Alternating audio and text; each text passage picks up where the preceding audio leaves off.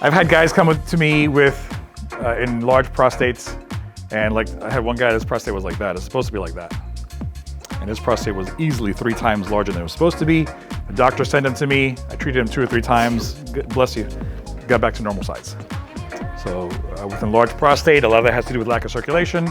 You can reduce the size of the prostate working on it. For the prostate, you're gonna work up this way, and you're gonna feel the base of the penis. So once you feel the bladder, kind of do this kind of motion for the prostate, which it'll feel like cellophane. It'll collapse really easily, okay?